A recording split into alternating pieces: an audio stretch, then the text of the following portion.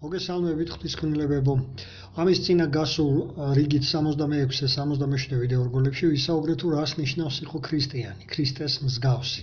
ამ ვიდეოში კი ვისაუბრებ იმაზე თუ რატომ და როგორ უნდა მივცეთ უფლება და საშუალება ჩვენს შემოქმედს, ჩვენ ზეციერ მამას შეგვცვალოს და გვაქციოს უკეთეს ადამიანებად, ისეთებად, როგორიც მისთვისაა მოსაწონი და მისაღები. სწორედ იმ ქრისტეს მსგავსები რომლითაც თავად მამამ გვაჩვენა თუ რას ნიშნავს როგორ უნდა გამოიყურებოდეს სრულყოფილი ადამიანი. ამიტომ თუ არ მოგისმენია გასული 66-77 ვიდეო რგოლები, შემოდი ამ გვერდზე და მოისმინე აუცილებლად, რომ სრულიად ჩავწვდეთ აი ამ ღვთის ნებას. ახლა კი ვნახოთ, როგორ შეგვიძლია წმინდა სულს მივცეთ ჩვენზე მოქმედების საშუალება, რადგან ღმერთი ამას ნაძალადევად არ გვახვევს თავს, მას სურს, რომ ჩვენი ნების თავისუფლებიდან გამომდინარე, გააზრებულად წმინდა წერილებიდან მიღებული ცოდნის საფუძველზე ვიმოქმედოთ და არა ისე, როგორც ამას რელიგიური ადამიანები აკეთებენ, ფანატიკური აი ამ რიტუალების ვინც არიან აყოლილები. მოდით ნახოთ ახლა ახალ აღთქმაში ეფესოელთა წერილი. გავიხსენოთ ჯერ ის აზრიაზეც მე გასულ 67 ვიდეო როგორც ვისაუბრე, აგერ ეფესოელთა 4 თავის 13 მუხლი. ამ მონაკვეთიდან გავიგეთ, რომ იესო იყო ჩვენთვის ზეციერი მამისაგან გამოგზავნილი როგორც შაბლონი, ნიმუში იმის საჩვენებლად თუ როგორები უნდა ვიყოთ მისი ქმნილებები ადამიანები. როდესაც მივაღწევთ საბოლოოდ იმ სახეს ქრისტეში, როდესაც სრულიად გავსრულყოფილდებით, აგერ აქვე წერია ბოლოში არის ეს აზრი გამოკვეთილად. ეს არის ქრისტეს ასაკის ზომაო, ანუ ასეთი უნდა გახდესო ნებისმიერი ქრისტეს მიმდევარი. აქ არის ასეთი სიტყვა გამოყენებული შემეცნება. ანუ ჩვენ უნდა შევისწავლოთ სახარების კითხვით არა მარტო ის, რას გვასწავლიდა იესო, არამედ თითოეული მისი მოქმედება, ამა თუ იმ სიტუაციების დროს ადამიანებთან ურთიერთობებში თუ როგორები უნდა გავხდეთ.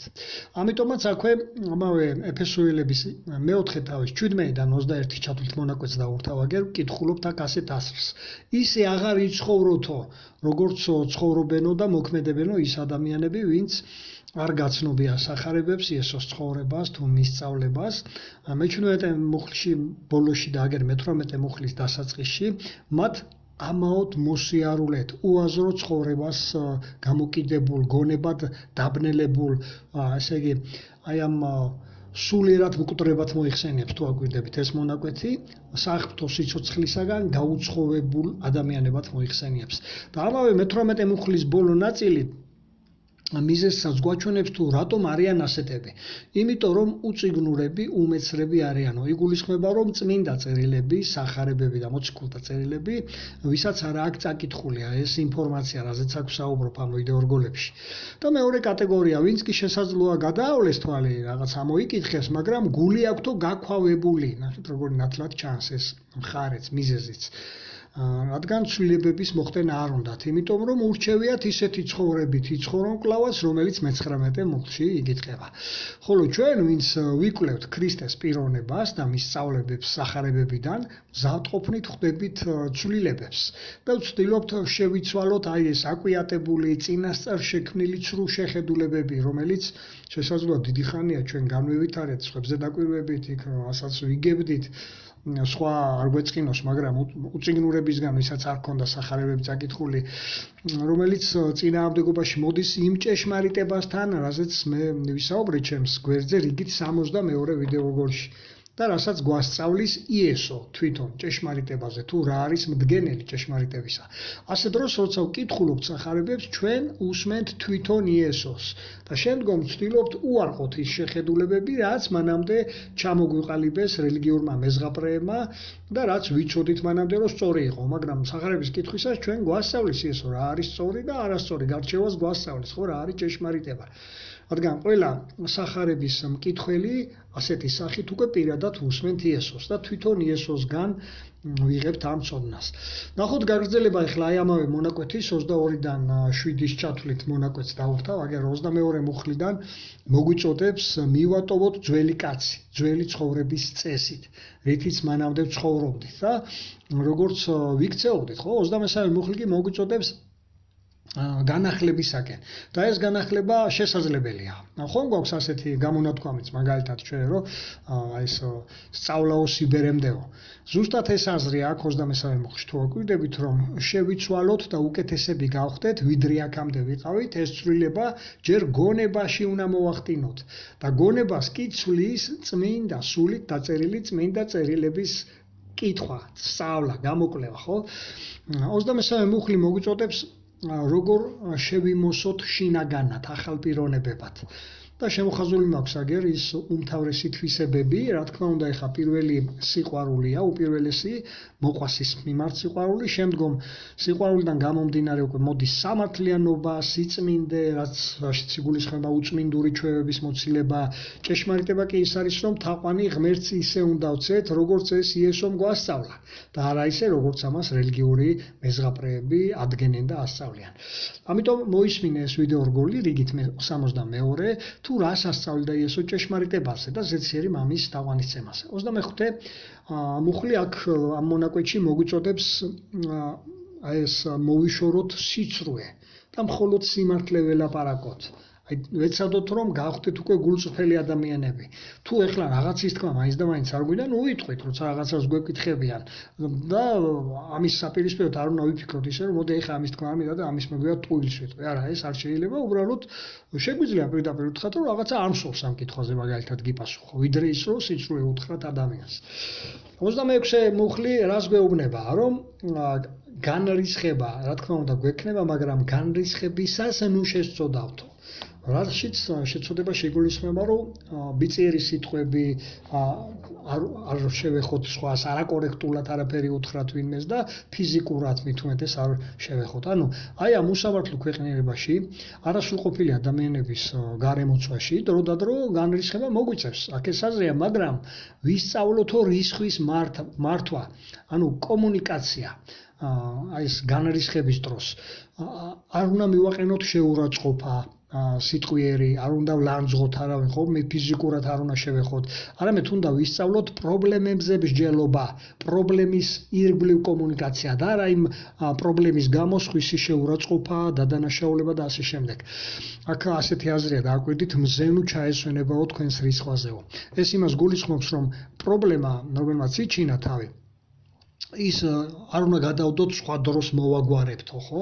მაშინვე უნდა ვეცადოთ იმ დრისითვე მოვაგვაროთ ის პრობლემა, რამაც იჩინა თავი, ყოველ შემთხვევაში კომუნიკაცია უნდა ვცადოთ ამის ირგვლივ, რომ ეს გულში არ ჩავიტოვოთ მერე და აი ეს არ დავიბოღმოთ რაღაცის გამო, ხო? არ გავბოროტდეთ, აქამდე არ უნდა მიგვიყვანოს, ზუსტად ეს იმას გულისხმობს, რომ რაც დროულად აგვარებ პრობლემას, ის მერე გულში ცუდად აღარ გჭებათ. ნახოთ ახლა გაგრძელება აი ამავე მონაკვეთის 27-დან 32-ის ჩათვლით. ეშმაკსო ზუსტად ეგ უნდა თუ აკვირდებით, რომ აი ეს ადგილი აი ამგვარად დაუთმოთ, რომ რისხვისას გადაგვეკეტოს. და რა მოხდება ამას მერე შედეგად? შეიძლება ლანძღვა, ეს ფიზიკური შეხლა შემოხლა და შეიძლება მძიმე ცოდამდეც კი მივიდეს, ხო, ადამიანი რამდენი მიდის ხოლმე მერე ვიღაცის დაჭრამდე, ვიღაცის მოკლამდე, სწორედ აი ეგეთი ელემენტარული ფეთქებადი რაღაცა სიტუაციით იწყება ხოლმე ბევრის ეს დავა და კონფლიქტი. 31-32 მუხლებში მოცემული რჩევის თანახმად მოქმედება რაში დაგვეხმარება თუ აკვირდებით, აგერ 32 მუხლში შემოხაზული მაქვს ასეთი სიტყვა, თანალმობელნი იყავი, თუ ეს ძველი ქართული სიტყვა ნიშნავს თანაუგრძნეო მოსაუბრეს. ანუ ყურადღება მიაქციეთ არა იმას, როგორ გეუბნებათ, რასაც გეუბნებათ, იმიტომ რომ ზუსტად ეს იწვევს ხოლმე ეს შეხლა შემოხლას მერე, როცა ისეთი სიტყვებით გვესაუბრებიან, რომ არ არის შერჩეული, არაკორექტულად გველაპარაკებიან, ხმის ტონს უწევენ და ჩვენც ამაზე უკვე რეაგირებთ და ამაზე გვენთება ხოლმე, ხო? ამიტომ ზუსტად ეს ამას გვეუბნება, რომ თანაუგრძნეთო მოსაუბრეს. ეს რა იგულისხმება? რომ ჩვენ რო არ გავღიზიანდეთ, ყურადღება უნდა გადავიტანოთ იმაზე, რასაც ის ამბობს და არა იმაზე თუ როგორ გვეუბნება, როგორი ხმის ტონით გველაპარაკება. ესენიო გაუტარებთო რა აქ, ამას გვირჩევს წმინდა წერილი, მათი ეს არაკორექტულობა, ეს ხმის ტონი, უბრალოდ იმას გაამახვილებთ ყურადღება სიტყვებზე. და როცა ამაზე გადავაქვს ჩვენ ყურადღება, უკვე ხდებით თანამგზნობელი, უკვე გვესმის რას გვეუბნება პიროვნება და მერე გვიადვილდება მასთან აი ამ პრობლემის მოგვარება. და აღარ გადავდივართ ზედმეტ კამათში, ხო? ამიტომ ზუსტად გვასწავლეს ასეთი მიდგომა პირადად ჩვენს გვამშვიდებს და ეს გვეხმარება ის მოსაუბრეც დავამშვიდოთ მე საუბრის დროს. და ამავე დროს თუ მწყეინებელი ახლა აშკარად შეცდა ჩვენთან, ეს მოგვიწოდებს მეაწერილი რომ მიუტევეო რა. ну გატარებაც იგულისხმება თუ ეხლა მსუბუქ ფორმებშია რაღაცა შეგვიძლია საერთოდ თვალი დავხუჭოთ გავატაროთ მაგრამ თუ ეხლა სერიოზული რაღაცა იმას მე ვეთქვით რომ აი მე ეს მეწყინა რომ აი ესე მითხარი იმას კი არა უნდა დაუმატო შენც რომ აქეთ მიაყენო რა ხამ იმან გითხრა შენც უთხრა მე იმან გითხრა შენც უთხრა ეს დაახლოებით აი ბურთით თამაშს გავს აი ამ სიტყვებით მიმართვა ხოლმე თუ აკვირდებით ბურთს თუ ნელა გადავგიგდებენ შენც ნელა გადავდება ვიღაცა თუ ძალიან გესვი შენც ძალიან ესვი და მე ეს უკვე წარდება სიტუაცია ხო აი ასეთი სიტუაციის გვეუბნება თუ ჩვენ ვეცდებით ყურადღება გავამახვილოთ იმაზე რას გვეუბნება დამშვიდდებით და მასაც დავეხმარებით რომ დამშვიდდეს იმიტომ რომ იმის ირგვლივ გადავიტანთ საუბარს და არ მივაქცევთ ყურადღებას მის უხეშ სიტყვებს თუ არაკორექტულობას თუ ხმის ინტონაციას ისე რომ ისიც აი გვაჩვენებს მაწერილი რომ თუ ჩვენ მზად ვართ ვაპატიოთ ესეთ დროს ესეთი რაღაცები ადამიანებს გვაჩვენებს რატო უნდა ვაპატიოთ აქვე 32 მუხლის ბოლოში იკითხება რომ ღმერთი უფრო მეც გვპატიობს ყველა ჩვენგანს და თქვენს მზად იყავით თუ პატიებისთვის და 30 მუხლი გვაჩვენებს რომ უნდა მივცეთ ღმერთს ასეთი სახით საშუალება უფლება თავისი წმინდა სულის მეშვეობით შეგვცვალოს უკეთეს პიროვნებებად გვაქციოს თუ გადარჩენა გვინდა რა თქმა უნდა წინააღმდეგ შემთხვევაში დავკარგავთ აი ამ წმინდა სულს. აქ ზუსტად ეს ასრია. აი ასეთი ცვლილებების მოხდენა მხოლოდ წმინდა წერილების კითხვით მიიღწევა და სხვა ესეთი წიგნების კითხვა, სხვა წიგნების კითხვით ადამიანი ვერ შეიცვლება უკეთეს პიროვნებად. აგერ გავაკეთებ ჩანარს თუ რა შეუძლია კითხვისას ჩვენ შეგცვალოს და რა როგორი ძლიერი მოქმედია ეს წმინდა წერილები. ნახეთ, ეს არის აქვე დაურთავ მეოთხე თავის მე-12 მუხლს თუ აკვირდებით რა იკითხება აქ. თუ როგორ მოქმედებს სახარებების კითხვა ყველა მის გულწრფელ მკითხველზე. აი ხაზე აქვს გასმული როდესაც იესო დაპირა თავის მოციქულებს რომ მისი ზეცად ამაღლების მერე აი ამ ძალით აღჭურვა და სწორედ აი ამ ძალით იწერებოდა მერე წმინდა წერილები იესო ქრისტეს კარნახით, ზეციერი მამის კარნახით და ეს სახარებები ასეთი სახით გვაქვს შემონახული, ხო?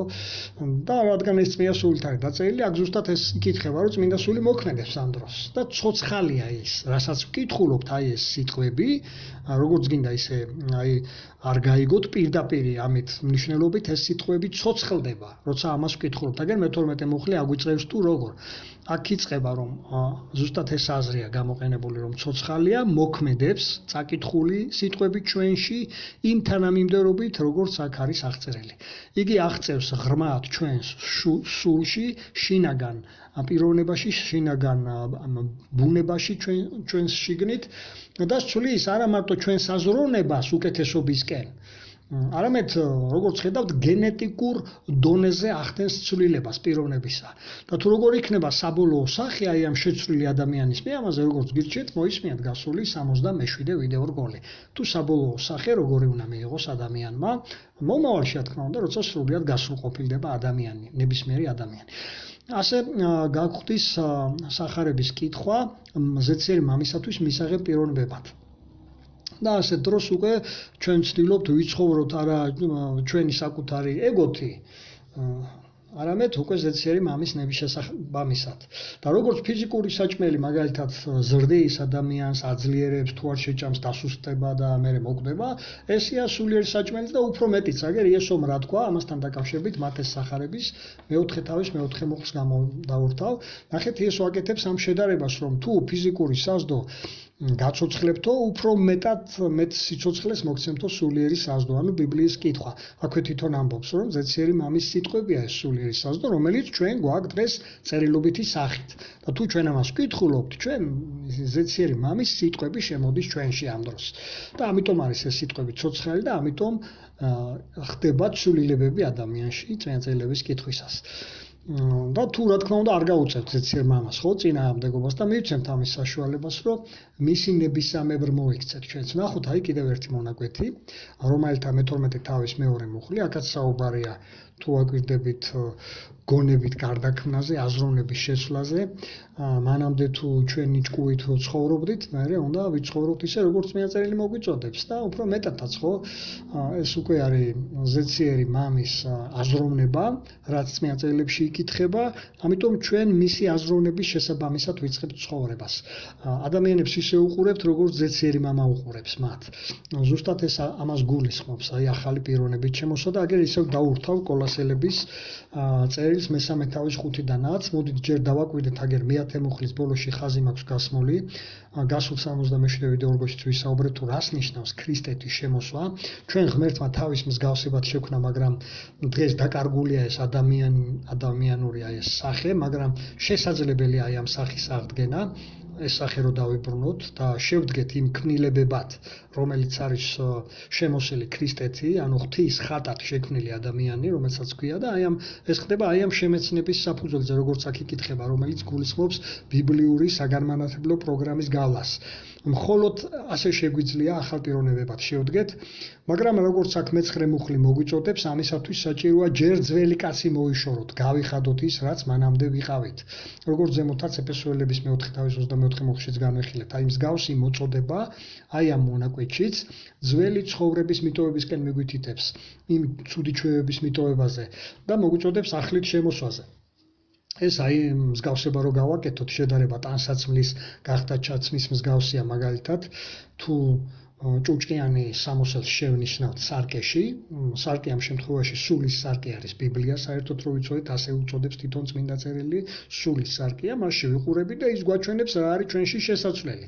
და როდესაც ფიზიკურ სარკეში ვიყურებით, ჩვენ ვხედავთ რა გვაქვს გასახდელი და რითი უნდა შევიმოსოთ, ხო? ამ ძველს გავიხდით, მოთხოვნულს, არავინ არ ვივლით ასე ხო, რომ ნახავთ რომ მოთხოვნული გვაწვია, მერე წყალს გადავივლებთ და ვიცნებთ ახალ სამოს. აი ზუსტად ამას გულისხმობს ეს მონაკვეთიც, სულიერი გაგებით.